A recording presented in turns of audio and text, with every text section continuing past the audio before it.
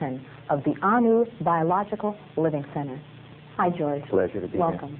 Explain to me, what exactly is the AnnuBioLivCTR Living Center? Beautiful question. The AnnuBioLivCTR Living Center is a center in Compton, California, that we've just started 60 days ago. It's zeroing in on a problem that not only black people in Compton have, but generally people around the world have, and that is a total lack of understanding as to the original condition of life. What are we to do here in terms of our nutrition, in terms of our spirituality, in terms of our lifestyle generally?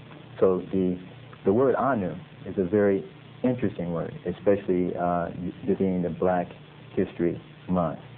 Anu is a word, Egyptian word, for the original people of the Nile Valley, the pre-dynastic people of the Nile Valley. And our organization, research part of it, have spent 10 years researching out the Anu people. And we've identified that they are the very same people that are described in the Bible, Genesis, in the Garden of Eden. This is Egypt. Yes. So you're saying that the Garden of Eden basically was in Egypt? Yes, definitely.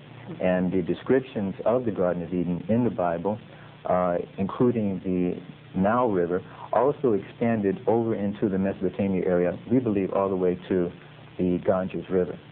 So the people in the Garden of Eden are the four-river area of Mesopotamia, Egypt, and India.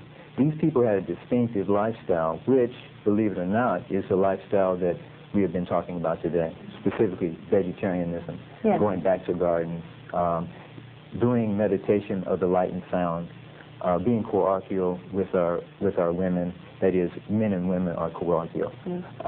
A very beautiful lifestyle. And it's just beautiful that we now know that the Anu people were the original people in Egypt that had control of the hieroglyphics. They were the ones who built the pyramids. And our living center, our biological living center, is named after them. Okay. So what's your background and how does it influence the center? Yeah. I'm a trained biologist. That is, I went to the University of Chicago with a BA degree in general biology. I wanted to be a doctor like my father. And the Most High, God, had different things for me to do. I went to dental school and I didn't like it. I went to medical school and I didn't like it. And the main thing that I didn't like is that they were not using proper science. They're teaching in biochemistry, and I've had it 3 times at the graduate level. They're teaching untruth. They're teaching that you have to have meat to get amino acids, to get vitamin B12. These things are not true. Do you feel that people are more in search of the truth at this point, going back to the original? Yes, yes. I was searching, and I know other people are searching, and this is what our center is about. And specifically, they're at a near panic because of the epidemic levels of cancer, the epidemic levels of AIDS, the epidemic levels of the 6 other deadly diseases, and all of them are nutritionally related. People are searching. There's a lack of confidence in the doctors and in the establishment to control these diseases. So you're saying it's a matter of life and death? Oh, definitely. Where nutrition is concerned definitely. Today? I believe that our organization has probably done a better job at identifying just what time it is in terms of the world. We feel that AIDS and cancer have been predicted in the Bible. Specifically, I'm talking about Zechariah 14, verses 12 through 16, which describes AIDS very distinctly.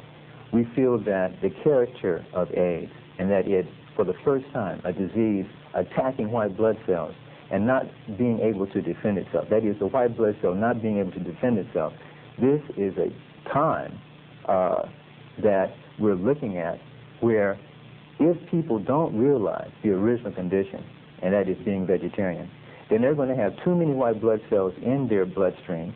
They're going to have too much mucus from both eating meat and eating cooked food to resist the coming AIDS situation. It's a very dangerous situation, and I believe that very soon, probably around 1990, it's going to be very clear that vegetarians have a very strong survival rate with AIDS. So you are what you eat? Yes, is what you're saying. definitely. What are some of the things that you have here? Well, I brought here live food, and when I say live food, I'm talking about food as would be grown in the Garden of Eden. No chemicals. no deadly chemicals in any of this food. So it's certified organic food, natural food. Organic? Yes, okay, yes. So that's the definition of organic? Yes. Okay. There's a specific law in California that has to be followed with organic food. And we have medjool dates here, which are the queen of the dates. We have a little bit of coconut, and we have a naturally grown orange, a very powerful herb. All these foods are herbs, and this is one of the things that we're trying to teach at the Biological Living Center, is that herbs are not just medicinal, but they're nutritional. And Hippocrates, who was trained in the Annu Mystery School in Egypt, he was following the right directives when he said that it is the food that you eat that can cure you and make you sick. What is this you have here? This is a pendulum, and this was found by Bovis, who's a famous French explorer and scientist. He found this in the pyramid, one very similar to this. So what does it do? Tell me what it does. What it does is that it measures life energy at such a low level that they can't be picked up any other way. And all it is any object hanging off of a string. And anything but gold will work. Now, the one that Bovis found in the pyramid was silver. And, it was quartz with a silver tip on it. Okay. So basically it measures the energy in the food. It measures energies in the food, and they use this on a Geiger counter, the same principle. Okay. So we can put this pendulum over various foods and see exactly the energy coming from the foods. And this is a very important factor because most people are just analyzing ingredients in food. They're not dealing with the life energy in the food. And life energy goes away when you tamper with it. So freezing, cooking, preserving, any kind of manipulation of the food can take the life energy away.